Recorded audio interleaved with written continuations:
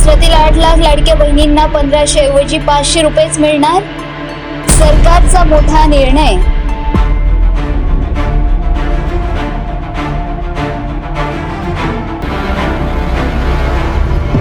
लोकसभा निवडणुकीत फटका पडल्यानंतर महाराष्ट्र सरकारने विधानसभा निवडणुकीच्या पार्श्वभूमीवर राज्यात लाडकी बहीण योजना आणली. या अंतर्गत पात्र महिलांच्या खात्यात 1500 रुपये जमा करण्यात येतात.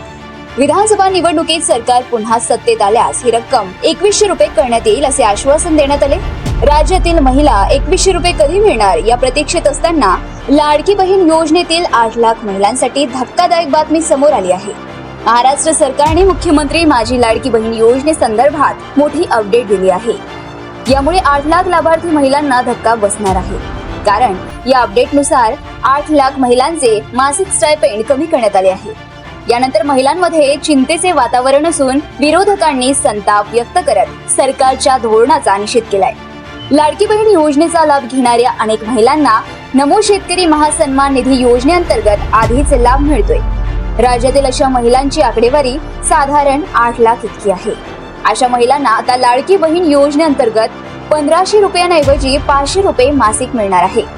नमो शेतकरी योजनेतून 1000 रुपये मिळत असलेल्या महिलांना लाडकी बहीण योजनेच्या नियमानुसार लाभार्थ्यांना इतर सरकारी योजनांचा लाभ घेता येईल, पण त्यांचा एकूण मासिक लाभ 1500 रुपयांपर्यंत मर्यादित राहणार असल्याचे स्पष्ट करण्यात आले आहे.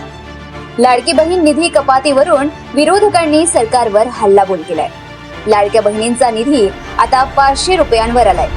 त्यांच्या मतांची किंमत हळूहळू शून्यावर येईल असे ठाकरेंच्या शिवसेनेचे खासदार संजय राऊत म्हणाले. बहिणींना 500 रुपये देणाऱ्या सरकारची कीव येते. केंद्राचे पैसे मिळतात म्हणून निधी कमी करणे हे चूक असल्याचं म्हणत काँग्रेस नेते विजय वडेट्टीवारांनी घणाघात केलाय. जर तुम्ही अजूनही YouTube चॅनलला सबस्क्राईब केलं नसेल तर ते लगेच सबस्क्राईब करा.